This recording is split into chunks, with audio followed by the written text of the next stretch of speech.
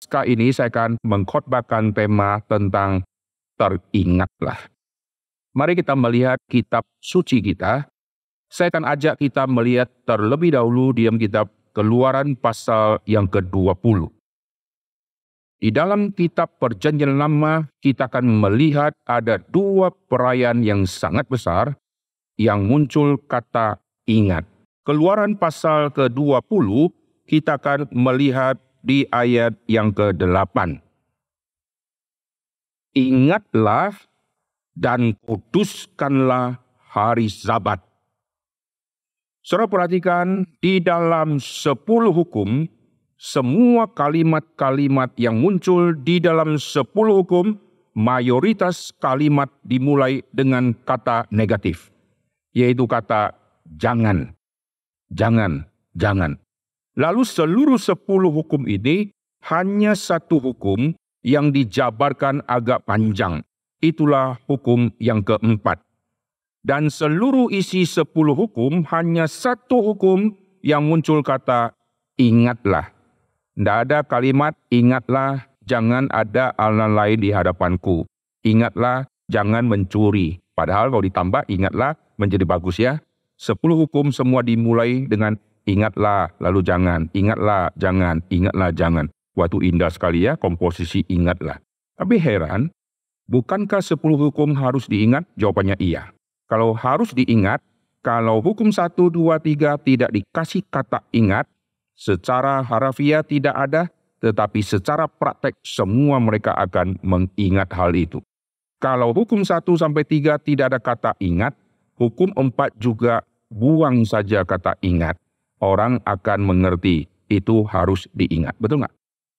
Tetapi heran, kenapa yang Sabat muncul kata ingat? Nah, sekarang kita akan lihat bagian yang kedua di dalam kitab Ulangan pasal yang ke-16. Waktu meliskan hari raya besar orang Yahudi, pasal 16 ayat 1 dimulai dengan kata ingat. Ini menarik ya. Ingatlah akan bulan Abib. Bulan Abib ini bulan Nisan.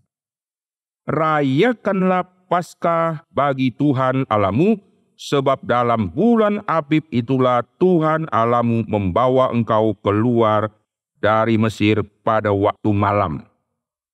Dua bagian yang kita baca, satu tentang Sabat, satu tentang Paskah. Berapa hari yang lalu saya khotbah di Pangkal Pinang, saya sudah membahas detail tentang kaitan Sabat sama Paskah. Hari ini saya akan menyoroti bagian yang lain. Sabat, ingatlah. Paskah, ingatlah.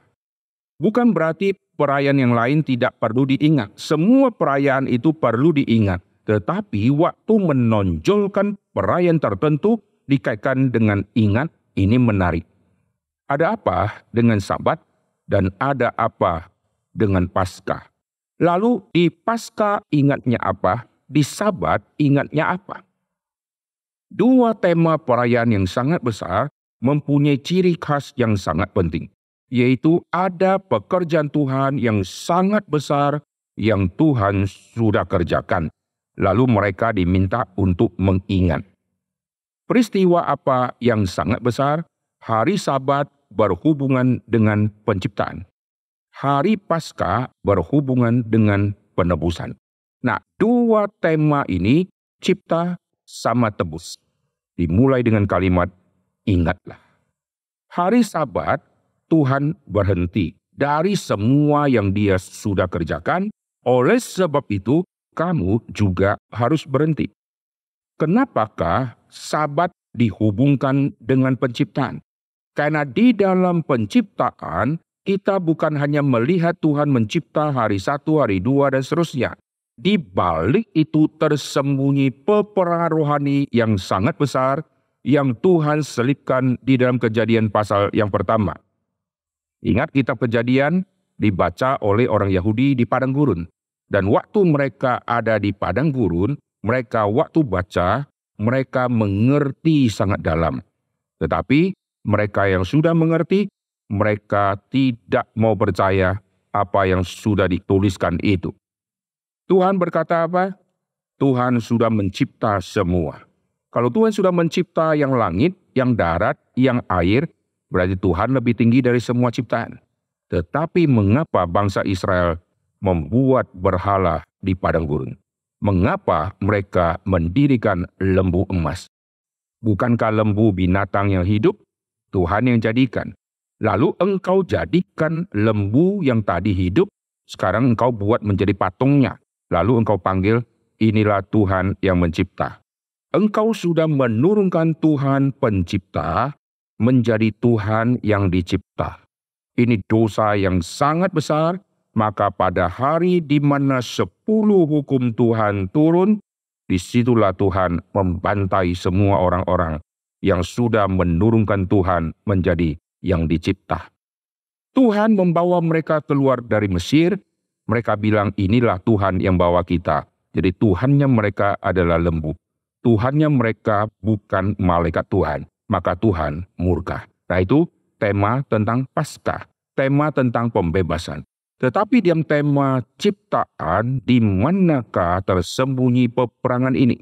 Peperangan ini sudah selesai karena penciptaan sudah lalu.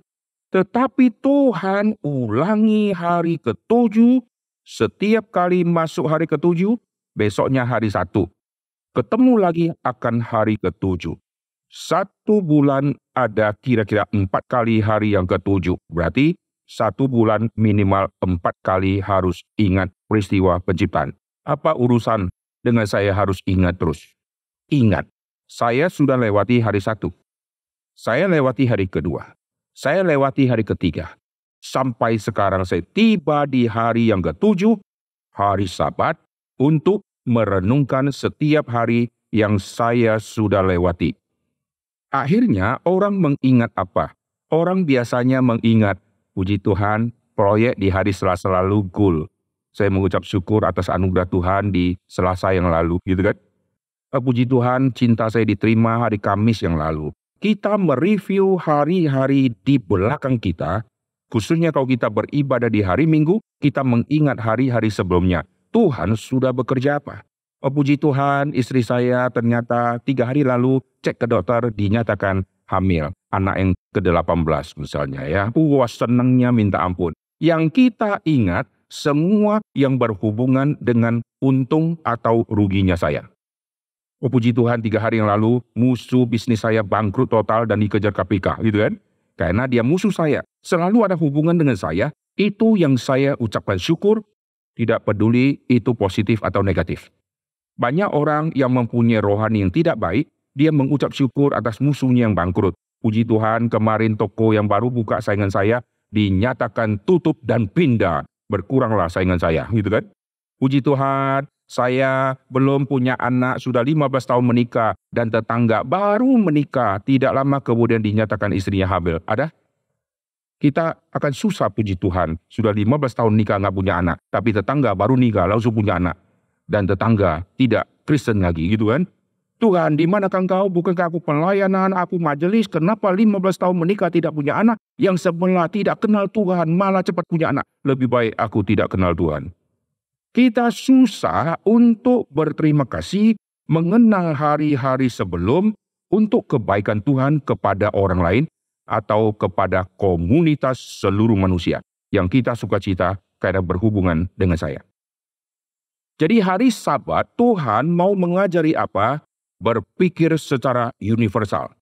Bersyukur atas seluruh dunia yang Tuhan sudah ciptakan ini.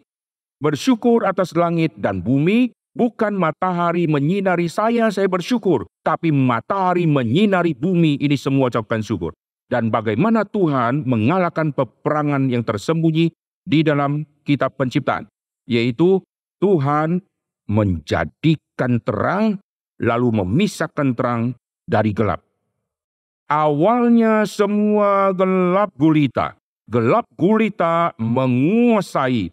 Sekarang gelap yang menguasai dibatasi oleh Tuhan, karena sekarang terang sudah muncul. Lalu wilayah gelap, ini nanti disebut malam. Wilayah terang, ini nanti disebut siang. Di situ kita lihat awalnya dikuasai gelap, sekarang tidak bisa lagi gelap menguasai semua, karena sudah hadirnya terang. Hadirnya terang, maka terjadi pemisahan. Dulu seluruh darat ini ditutup dengan air. Air di dalam perjanjian lama dimengerti sebagai chaos, dimengerti sebagai ada kuasa kegelapan yang menguasai wilayah air. Air menutupi semua samudra raya, dia berkuasa, tidak ada yang bisa menghalau dia. Akhirnya dihalau oleh Tuhan, Tuhan memisahkan air, kau berkuasa, sekarang coveringmu di sana. Itu disebut laut.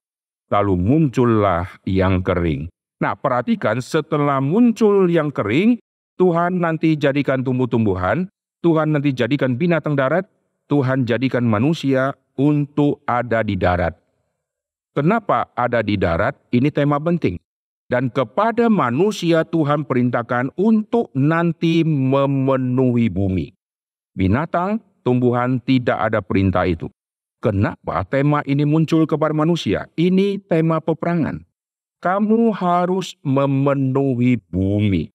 Kalau saudara perhatikan pada saat bangsa Israel itu menyeberang laut Teberau, begitu sudah laut dibelah, mereka dicatat menginjakkan kakinya di tanah yang kering. Menginjakkan kaki di tanah yang kering. Wah, ini sangat menarik.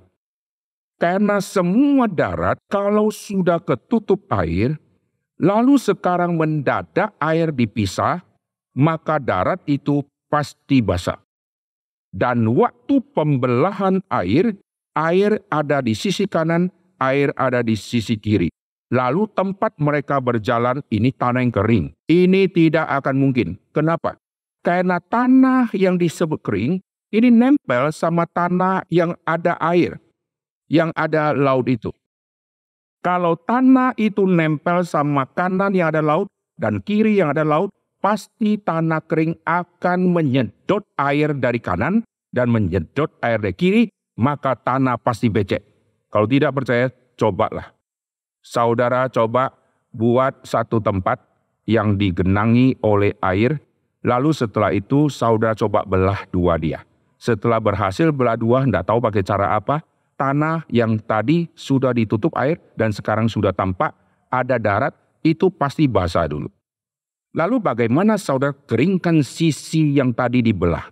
Saudara pakai teknologi apa? Setengah mati ya. Tuhan bisa mengeringkan. Wah, ini luar biasa ya. Setelah Tuhan mengeringkan dan tidak becek. Wah, ini mujizat lagi.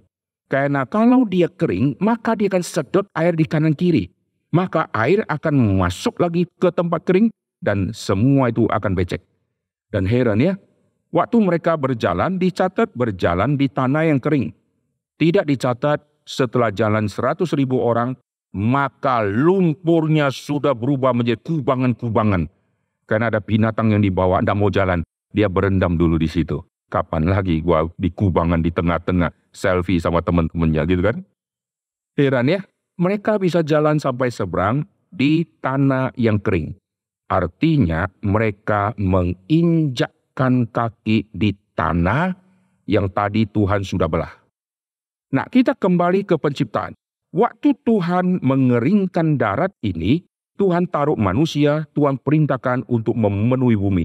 Itu artinya injakkan kakimu ke semua daratan. Itu adalah tindakan kemenangan menginjak.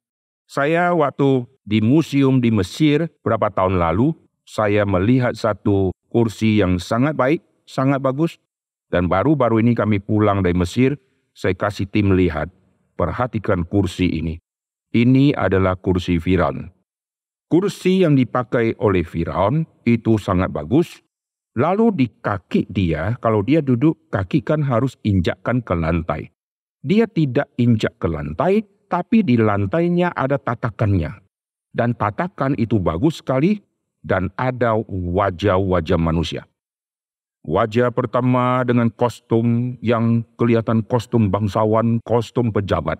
Wajah kedua, ketiga, keempat, dan seterusnya. Lalu saya penasaran, kenapa wajah kau ditaruh di situ? Itu adalah gambar raja-raja dari segala bangsa. Yang pada zaman Firaun, mereka raja yang berkuasa. Sekarang Firaun duduk di tatahnya, dia injakkan kaki di semua wajah raja-raja yang jadi telapak kaki dia. Artinya, kemenangan dia raih. Dia tidak takut siapapun. Semua raja ada di bawah kakinya. Masih ingat kalimat perjanjian baru?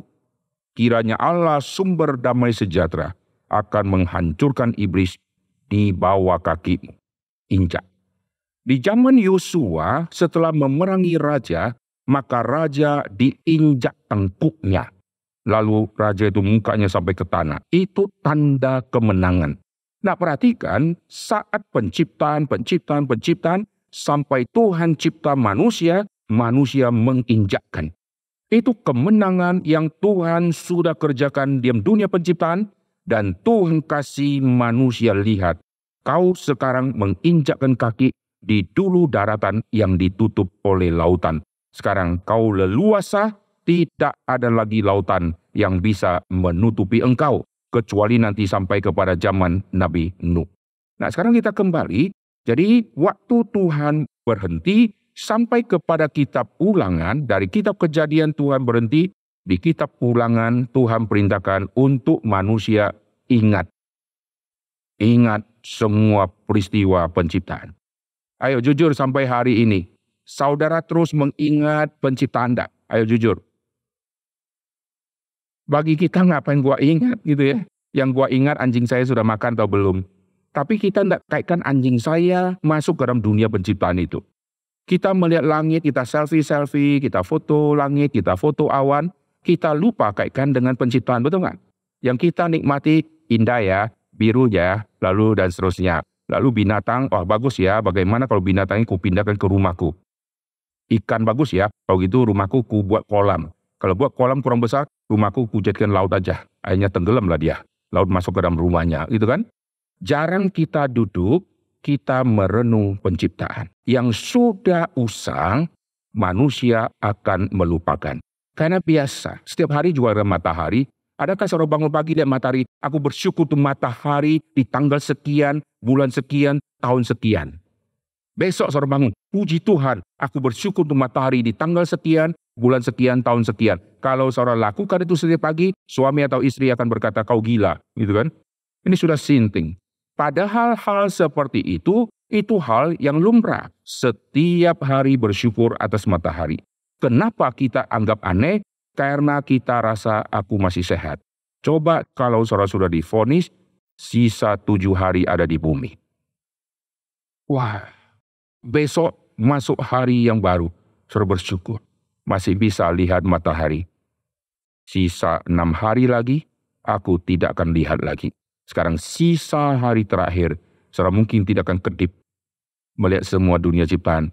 Karena inilah hari terakhir, saya bisa memandang semua. Saudara melihat anak dengan kacamata yang lain. Karena tidak akan lihat dia lagi selama-lamanya. Karena dia ada di bumi, saya akan pindah dari bumi ini. Itu ada kesedihan, saudara.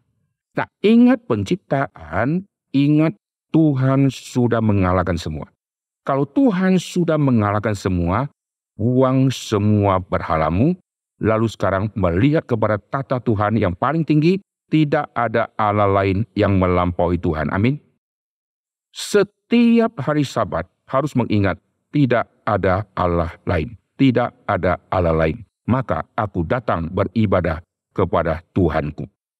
Sampai hari ini orang Kristen gagalnya apa?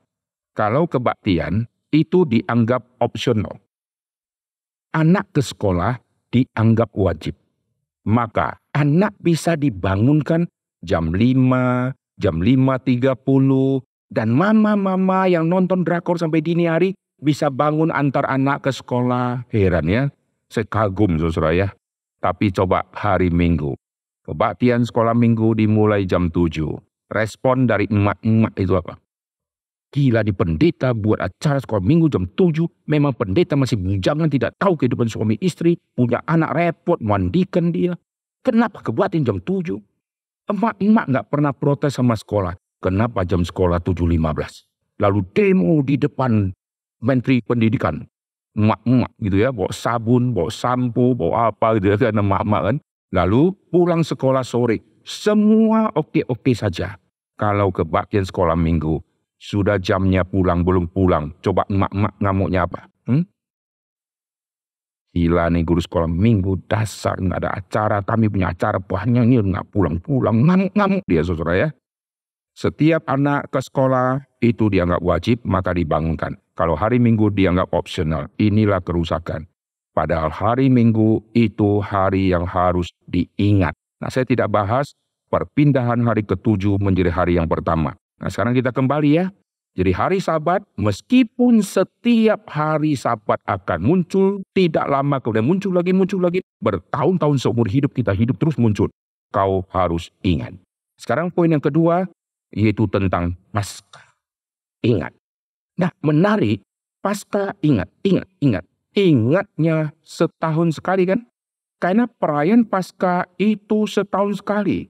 Yang setiap minggu saja kita lupa. Apalagi yang setiap tahun, saudara ya. Nah, heran ya, yang satu yang rutin setiap minggu atau setiap hari ke-7, sekarang yang rutin setiap tahun. Dan Paskah adalah tentang penebusan. Ini sudah bicara lebih besar lagi, bukan penciptaan secara umum, tapi sekarang sudah lebih khusus. Tuhan mengalahkan dunia gelap. Tuhan memisahkan dunia air sama dunia darat. Sekarang di hari tema Paskah menjadi lebih real dan ada contoh. Yang Tuhan hancurkan itu apa? Yang Tuhan hancurkan itu dewa-dewa di bangsa Mesir. Ini menjadi lebih spesifik, bukan lagi bicara alam semesta seperti penciptaan. Sekarang sudah bicara satu bangsa yang mewakili dunia yang penuh dengan kegelapan. Di zaman dulu Mesir dengan ilah yang sangat banyak luar biasa, tidak ada yang bisa berani mengalahkan mereka karena dikuasai oleh dewa-dewa. Dan sekarang Tuhan sudah menaklukkan semua itu. Tuhan ingatkan lagi, kau ingat hari Paskah, bulan Abib, bulan ini. Bulan 1, bulan Abib. Abib adalah bulan Nisan. Bulan Nisan di kalender kita bulan Maret sampai bulan April. Bulan itu Tuhan ubah menjadi bulan yang pertama. Karena Tuhan bekerja, maka perubahan menjadi satu, menjadi bulan pertama. Karena hari pertama itulah hari di mana semua murid Kristus akan berkumpul dan mereka akan mengingat bukan ajaran nabi-nabi, tapi mereka mengingat ajaran rasul. Ini yang membedakan Yahudi di hari Sabat mengingat semua ajaran nabi-nabi di dalam Perjanjian Lama karena mereka menolak PB. Orang Yahudi yang sudah Kristen, mereka tambah satu hari untuk berkumpul, itulah hari pertama. Hari pertama di dalam hitungan kalender Yahudi itu hari Minggu. Jadi kalau saya Yahudi, saya hari Sabat, saya beribadah di sinagog, mengingat karya Tuhan, penciptaan, pembebasan, semua PL tentang nabi-nabi. Bagaimana Nabi Musa, bagaimana hukum Tuhan, saya mengingat semua itu. Tapi karena sudah Kristen, saya berkumpul dengan teman-teman Kristen di hari pertama. Hari pertama itu hari Minggu, lalu kami akan memecahkan roti. Roti yang dipecahkan untuk mengingat kalimat Tuhan Yesus, kalau kau makan ini, minum ini menjadi peringatan akan aku. Maka mereka buat tradisi baru pecahkan roti. Ini tidak ada di sinagog. Lalu mereka buat tradisi baru, di hari pertama bertemu, mereka bertekun di dalam ajaran rasul. Tidak ada ajaran nabi. Kenapa? Karena rasul-rasul yang tulis PB atau yang ada di PB, khotbah mereka, isi tulisan mereka, itu isinya semua menggenapkan. Pada saat Perjanjian Baru di Kisah Rasul, PB belum selesai, belum ada tulisan PB. Tetapi semua ajaran-ajaran Rasul yang nanti akan menjadi buku, mereka sudah bertekun di dalamnya. Jadi orang-orang di gereja mula-mula sudah belajar tanda petik PB. Meskipun tulisan PB belum jadi, tapi mereka sudah bertekun di dalam ajaran PB, yaitu secara lisan dari ajaran rasul-rasul yang mereka terima. Nah, ini yang membedakan Yahudi sama Yahudi yang sudah Kristen. Di hari pertama, Tuhan bekerja di bulan itu. Lalu hari Sabat, hari ke-7, dirubah nanti menjadi hari pertama. Di hari pertama itulah Tuhan akan ngeset, akan memulai sesuatu tindakan yang baru. Itulah tema Sabat, itulah tema Paskah. Nah, perhatikan. Di tema Paskah ini menjadi tema puncak yang sangat penting. Kalau di tema Sabat kamu merayakan, mengingat bagaimana Tuhan sudah mencipta, Tuhan mengalahkan semua, di tema Paskah lebih spesifik. Ada umat pilihan Tuhan, umat yang Tuhan sayang, yang Tuhan bebaskan. Lalu setelah Tuhan bebaskan, nanti Tuhan janjikan tanah perjanjian, nanti semua mereka akan masuk ke situ. Lalu mengingat kasih setia Tuhan mendampingi bangsa yang tegar tengkuk. Pada saat Paskah, apa yang harus diingat?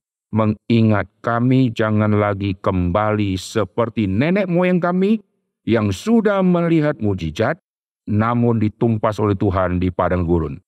Mengingat apa?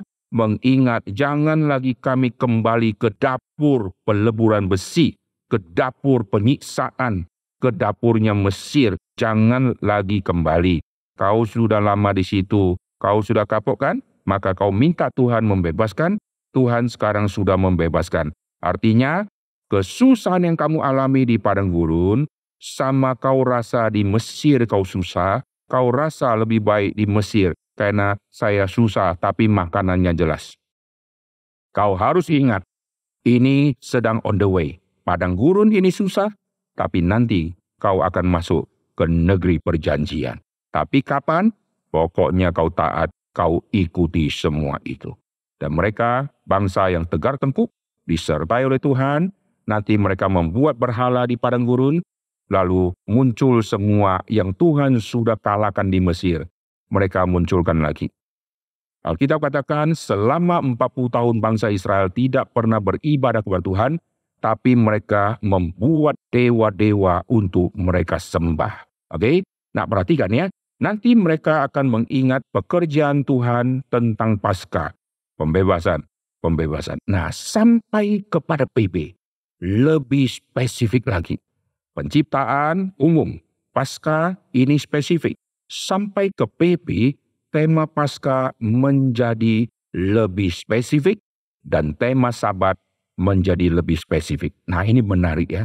Kita lihat seperti ada mata dari tombak yang makin hari akan makin runcing dari satu sisi sini, lalu dua sisi menuju ke satu titik. Bagi saya sisi sini ini Sabat, sisi sini ini Paskah.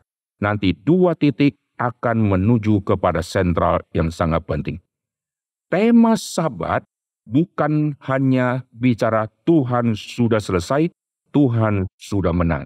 Tapi Yesus yang akan menggabungkan semua tema ini menjadi satu kalimat, marilah kepadaku semua yang letih, lesu, dan berbeban berat. Kamu rayakan Sabat, kau letih lesu. Kau setiap hari ke-7 rayakan Sabat. Kau semua sedang letih lesu. Karena pembebasan belum kau terima secara pribadi. Kau hanya rayakan, oh Tuhan sudah menang, Tuhan sudah menang. Kau sudah menang belum? Kau masih dalam perbudakan dosamu? Mari kepadaku, semua yang letih lesu.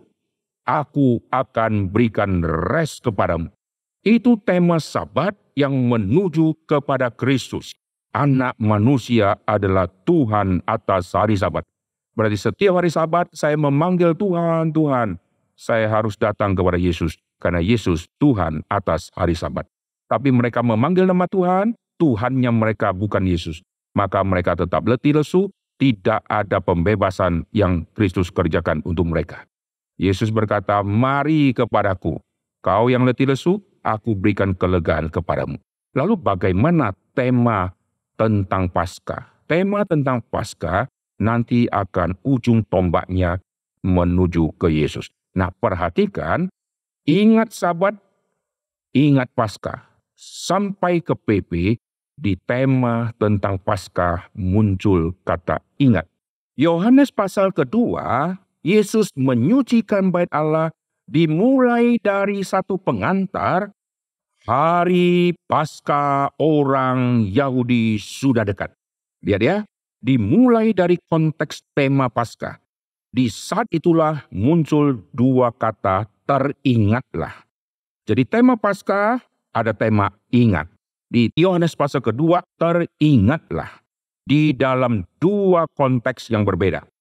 Coba lihat di ayat ke-13, di tema Paskah, lalu Yesus ada di bait suci, dia mendapati pedagang-pedagang lembu, kambing domba, merpati, penukar-penukar uang di situ, lalu mereka lakukan money changer di situ. Ia buat cambuk dari tali, lalu mengusir mereka semua dari bait suci. Dengan semua kambing domba, lembu, uang penukar dihamburkan ke tanah, meja mereka dibalikkan. Kepada pedagang merpati ia berkata, ambil semua ini, jangan kamu membuat rumah Bapakku menjadi tempat berjualan. Maka, perhatikan, teringatlah murid-muridnya bahwa ada tertulis cinta untuk rumahmu menghanguskan aku. Yesus menyucikan bait suci dicatat oleh Matius, Markus, dan Lukas. Kalau saudara lihat di LAI sudah kasih referensi ayatnya. Matius, Markus, dan Lukas waktu mencatat peristiwa ini peristiwa sudah menjelang akhir hidup Tuhan Yesus. Jadi 3 penulis Injil menempatkan peristiwa ini di akhir hidup Tuhan Yesus. Setelah itu tidak lama kemudian nanti Yesus akan dimatikan. Tapi hanya Injil Yohanes yang menaruh di depan. Karena Yohanes pasal 1 lalu masuk Yohanes pasal kedua. Apakah peristiwa ini terjadi di permulaan pelayanan Tuhan Yesus? Jawabannya tidak. Yohanes memasukkan cerita ini di depan. Di pasal yang kedua, karena Yohanes punya cara penulisan menekankan tanda. Maka dia mengurut semua cerita berdasarkan fokus dia tentang tanda yang Yesus kerjakan. Mari kita lihat Yohanes pasal yang kedua. Perkawinan di Kana ayat ke-11.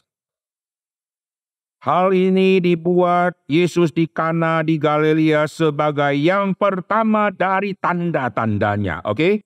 Perhatikan Yesus menyucikan bait Allah di ayat ke-18. Orang-orang Yahudi menantang Yesus katanya, tanda apakah yang dapat engkau tunjukkan? Ayat 23, dan sementara ia di Yerusalem selama hari raya Paskah, banyak orang percaya dalam namanya karena mereka telah melihat tanda. Perhatikan Yohanes pasal ketiga. Yohanes pasal ketiga di ayat yang kedua. Ia datang pada waktu malam kepada Yesus dan berkata, Rabi, kami tahu bahwa engkau datang sebagai guru yang diutus Allah, sebab tidak ada seorang pun yang dapat mengadakan tanda-tanda. Jadi Yohanes mengurutkan berdasarkan tema tanda.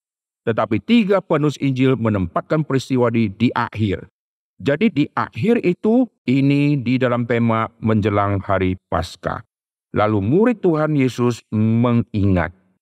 Sebelum peristiwa kematian Tuhan Yesus, mereka ingat satu perkataan di dalam perjanjian lama. Cinta akan rumahmu menghanguskan aku. Wah, kalimat ini sangat menarik. Cinta untuk rumahmu, kecemburuan untuk rumah Tuhan menghanguskan aku. Apa artinya ini? Kecemburuan yang dikaitkan dengan cinta. Allah adalah Allah yang cemburu. Allah itu cemburu karena ada cinta yang besar. Wah, ini menarik ya. Injil Yohanes pasal yang kedua tadi, cinta untuk rumah menghanguskan aku, atau dalam terjemah yang lain, kecemburuan terhadap rumah Tuhan menghanguskan aku. Jikalau saya di dalam dunia pacaran, kalau ada tema cinta, artinya apa? Pokoknya aku milikmu, kau milikku. Selesai tau? Kenapa kalau cinta kok ada cemburu? Adakah orang yang saling mencintai tidak cemburu? Wah, kalau ada itu bahaya, saudara ya. Aku sangat mencintai engkau. Kau jalan sama siapapun, aku senang sekali. Wah, itu bahaya, saudara ya.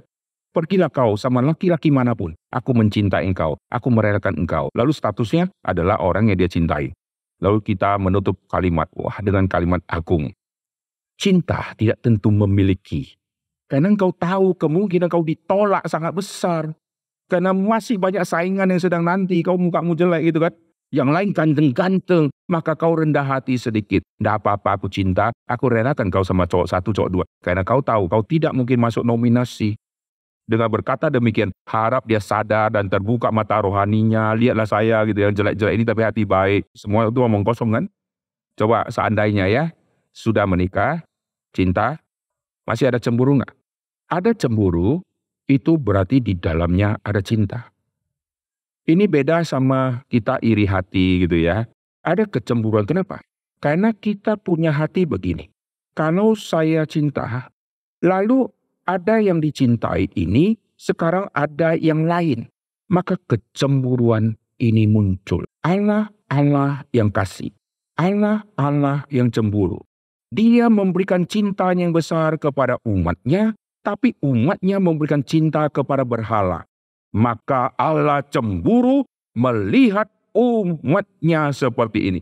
Kalau kita cemburu, kalau di dalam relasi, karena yang kita cemburuin itu adalah si istri kita sama cowok yang kemungkinan lebih dari kita, maka kita cemburu, saudara. Contoh ya, istri kita jalan sama kakek-kakek tua yang sudah bongkok pakai tongkat. Saudara cemburu nggak? Saudara cemburu, cilaka. Kalau saudara cemburu, mungkin kakek itu konglomerat besar, istri saudara pengen sama dia, baru nikah di malam pertama, lalu kabar duka cita besok. Kakeknya meninggal dunia. Wah, harta masuk semua.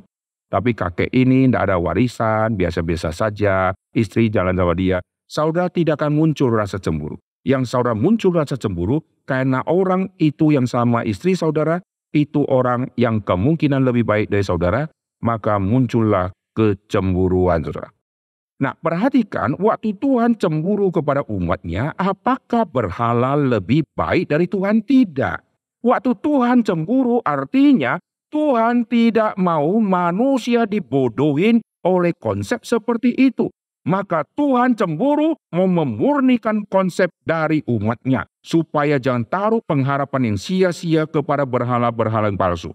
Perhatikan rumah Tuhan, Tuhan mencintai umatnya. Maka ada pendirian rumah Tuhan. Pendirian rumah Tuhan memakan waktu yang sangat panjang. Lalu sekarang rumah Tuhan bukan lagi tempat untuk berdoa untuk segala bangsa. Maka bangsa-bangsa sudah mulai satu persatu dikucilkan.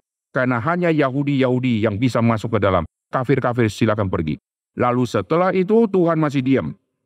Kau mengkucilkan pungut cukai. Pungut cukai tidak boleh masuk dan harus berdoa jauh-jauh. Kau mengkucilkan bangsa-bangsa lain tidak boleh masuk ke tanah yang suci, ke kota yang suci, ke bait yang suci. Lalu Tuhan masih diam. Sekarang kalau kau anggap suci, pusat ibadah, di pusat ibadah terjadi semacam perjudian yang luar biasa dengan perjudian yang terselubung. Yaitu bukan main judi, main undi, tidak. Mereka main sesuatu untuk cari untung. Lalu mulai atur-atur kurs. Dolar naik, dolar turun. Lalu bagaimana nanti kambing domba bisa laku? Kalau saya jualan di situ, bukankah orang Yahudi semua sudah bawa domba masing-masing? Karena hari Paskah mereka sudah siapkan. Kenapa saya jualan kok bisa laku? Maka harus kongkol sama imam. Imam akan ngecek, oke, dombamu kau bawa dari mana? Dari Nazaret. Oke, bagus ya. Ada cacat, ada luka. Ini tidak sah. Tuhan tidak perkenan domba seperti ini. Saya kalau bawa pulang lagi nggak keburu, bawa datang lagi yang baru nggak keburu. Kau caranya gampang, kau jual ke sana. Domba cacat dijual, dihargai murah luar biasa, lalu beli yang baru, harganya mahal luar biasa. Nanti imam dapat bagi hasil sama penjual. Rumah Tuhan sudah mengucilkan orang-orang agama lain atau orang kafir, tidak boleh masuk. Sekarang rumah Tuhan terkumpul orang suci-suci, di dalamnya sarang penyamun. Dan Yesus membersihkan. Nah, perhatikan. Waktu Yesus membersihkan rumah Tuhan, ini berhubungan dengan Paskah, berhubungan dengan tempat ibadah. Lalu akhirnya teringatlah mereka. Perhatikan Yohanes pasal kedua muncul satu teringat lagi. Mari kita lihat Yohanes pasal yang kedua. Setelah itu nanti Yesus bicara di ayat 21, robohkan bait Allah yang dia maksud adalah dirinya sendiri. Ini sudah spesifik. Yesus sedang membicarakan kematian dirinya. Rombak bait Allah ini, bait Allah adalah tubuhnya sendiri. Aku akan mendirikannya di dalam 3 hari. Ini Yesus menubuatkan kematian dan kebangkitan dia. Perhatikan saat menubuatkan kematian dan kebangkitan, muncul tema teringat. Kemudian sesudah ia bangkit dari antara orang mati, barulah teringat oleh murid-muridnya bahwa hal itu telah dikatakannya dan seterusnya. Nah perhatikan, ingat hari Sabat, ingat hari Paskah. Menjelang masuk ke Paskah, mereka teringat tema yang sebelumnya, cinta akan rumahmu menghanguskan aku. Lalu tema Paskah muncul tema nanti saat Yesus bangkit. Teringatlah mereka. Nah, jadi puncak dari semua ingatan-ingatan akan melihat sampai ke tema Yesus bangkit. Yesus bangkit menjadi tema yang sangat penting. Karena di tema Yesus bangkit, itulah terjadi konklusi ya. Semua kalimat Yesus benar adanya. Sebelum Yesus mati, Yesus ngomong apapun, oke, dalam hati nggak percaya. Yesus bicara apa-apa, oke, nggak percaya. Sampai Yesus bangkit, hari pertama Yesus bangkit di pagi-pagi, mereka masih belum percaya. Sampai nanti mereka dicelikan, teringatlah mereka. Maka kloplah semua, teringatlah mereka. Wah, ini kalimat yang sangat menarik. Nanti di Kisah Rasul ada muncul lagi tema teringat. Nah, saya tidak bahas itu. Mari kita lihat bagian yang kedua. Bagian pertama, Yohanes pasal kedua, tema Paskah. Sekarang bagian yang kedua, Yohanes pasal ke-12. Ini juga tema Paskah. Ini semua tema yang berhubungan ya. Yohanes pasal yang ke-12. Ini adalah Paskah terakhir yang Yesus akan ikuti karena habis itu Yesus akan dimatikan. Ayat pertama, 6 hari sebelum Paskah. Jadi tema Paskah. Lalu Yesus akan dielu-elukan di Yerusalem. Perhatikan di pasal ke-12 ayat ke-16. Mula-mula murid-murid Yesus tidak mengerti akan hal itu. Tetapi sesudah Yesus dimuliakan. Wah, sesudah Yesus dimuliakan, teringatlah mereka. Apa artinya Yesus dimuliakan? Teringatlah mereka. Sekarang lihat pasal 12 ayat yang ke-23. Tetapi Yesus menjawab mereka, katanya, telah tiba saatnya Anak Manusia dimuliakan. Ini tema kematian dan tema kebangkitan. Jadi tema kematian, kebangkitan. Tema Paskah bicara kematian di dalam konteksnya PL. Tapi kematian yang dimengerti oleh orang Yahudi kurang komplit kalau tidak diikuti Kristus yang domba Paskah yang mati ditambah bangkit menjadi sempurna. Nah, jikalau Yesus domba Paskah yang mati seperti tema Paskah domba yang mati, maka ini belum tema Paskah yang sejati. Tema Paskah yang sejati, Yesus domba Paskah yang mati dan hari ketiga dia akan bangkit. Nah, perhatikan, sampai kepada Yesus mati, mereka masih tidak bisa percaya semua khotbah kalimat Tuhan Yesus tentang misi kedatangan dia akan mati dan bangkit. Pada saat dia bangkit, dia sudah dimuliakan, naikkan di atas kayu salib, lalu mati, lalu bangkit, teringatlah mereka. Saya ajak saudara melihat satu ayat lagi di pasal 20 di ayat yang ke-9. Yohanes pasal 20 di ayat ke-9. Sebab selama itu mereka belum mengerti isi kitab suci yang mengatakan ia harus bangkit dari antara orang mati. Selama ini mereka belum mengerti. Maka jikalau Kristus tidak bangkit, mereka ingatnya apa? Sehebat-hebatnya ingatan mereka hanya sampai kepada cinta akan rumahmu menghanguskan aku. Kalau mereka hanya mengerti Paskah sampai kepada kematian, mereka akan berhenti sampai tubuh Yesus yang dimatikan. Dan mereka tidak akan mengerti secara tuntas jikalau tidak ada kebangkitan. Amin. Maka setelah Yesus bangkit, komplitlah doktrin keselamatan. Lihat ya, kalau saya orang percaya hanya percaya Yesus lahir, tidak percaya Yesus mati dan bangkit, maka saya pasti tidak mengerti rahasia Tuhan secara sempurna. Saya percaya Yesus lahir, Yesus mati, tapi bangkit tidak. Saya masih seperti murid yang mata masih tertutup. Saya harus mengerti sampai Yesus bangkit, teringatlah semua. Kalau sudah bicara sampai Yesus bangkit, maka kelanjutannya Yesus akan kembali ke surga. Kalau tidak percaya Yesus bangkit, tidak mungkin percaya Yesus akan naik ke surga. Maka kita lihat puncak kemenangan semua kepada kebangkitan Tuhan Yesus. Oleh sebab itu, Paskah bukan lagi bicara mati. Paskah harus diakhiri dengan bangkit. Amin. Sabat tidak diakhiri di hari ke-7. Sabat diakhiri di bangkit. Maka hari pertama minggu itu, murid-murid pergi ke kubur. Itu hari kebangkitan. Sabat hari ke-7. Kita orang Kristen, sabat hari pertama. Ini tema kebangkitan. Amin. Jadi setiap hari Minggu kita datang berkumpul, hari pertama itu hari kemenangan. Lalu setiap hari Minggu kita datang, kita bukan hanya mengingat penciptaan. Karena penciptaan kalau kita ingat, itu sampai hari ke-7. Kita berhentinya di hari yang pertama. Dan mulai dengan hari pertama, itu hari kemenangan. Amin. Setiap hari Minggu kita datang, itu proklamasi kemenangan. Karena Kristus sudah menang. Karena Kristus sudah menang, maka yang letih lesu datang kepada Kristus, yang mati dan bangkit ini, mereka akan dapat kelegaan. Sudahkah kita mendapat kelegaan setiap kali kita beribadah kepada Tuhan? Kalau belum dapat kelegaan, saya tanya lagi, sudahkah kita dapat kelegaan waktu setiap tahun kita rayakan Paskah?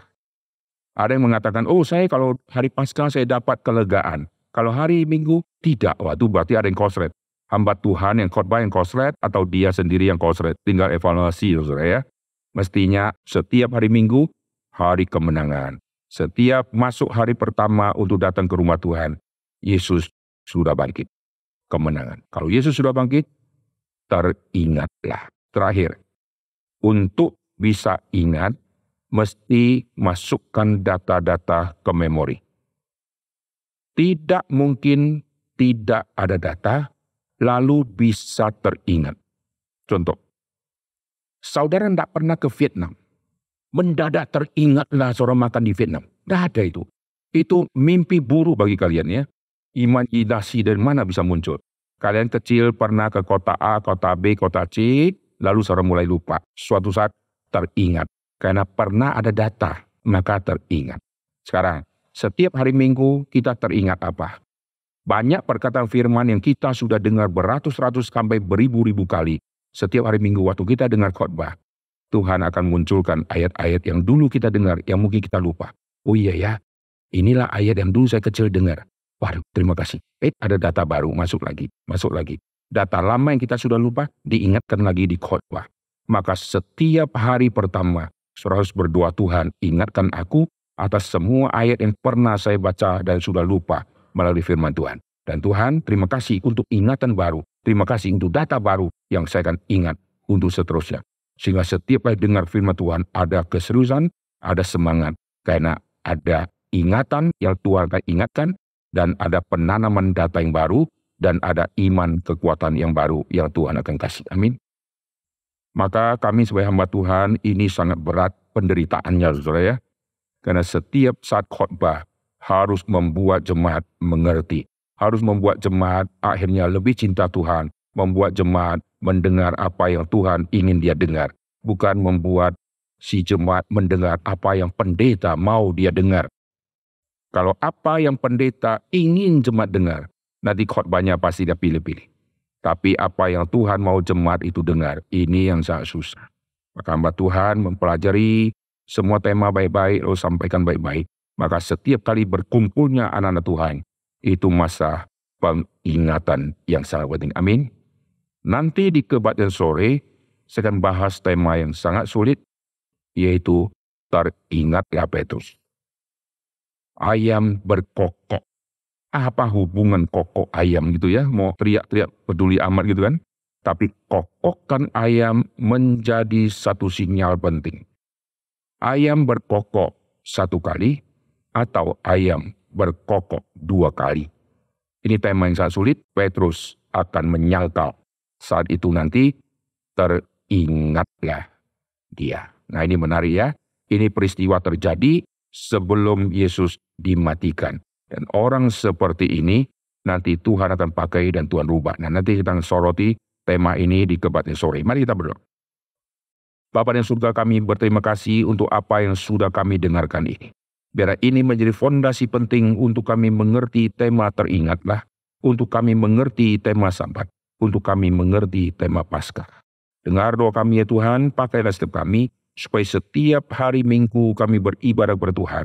Ada pembebasan daripada Tuhan yang Tuhan sudah kerjakan, ada ucapan syukur yang kami naikkan, ada ingatan memori tentang pekerjaan Tuhan dan firman yang kami diingatkan kembali, ada data-data baru, firman Tuhan yang kami belum pernah dengar, akhirnya menjadi data yang menguatkan kami dan menambah wawasan setiap kami. Dan kami berdoa Tuhan, biar setiap kami rayakan Paskah, kami sungguh-sungguh mengerti, jikalau Yesus hanya sampai mati dan tidak bangkit, sia-sialah semua yang kami kerjakan. Kami hanya mengingat hal-hal yang tidak menjadi puncak dan inti dari pengorbanan Tuhan Yesus. Dan kami masih mengerti Kristus mati dan belum menang. Oleh sebab itu, karena Kristus sudah menang, Tuhan bebaskanlah kami. Dengar doa kami dalam nama Tuhan Yesus, kami berdoa. Amin.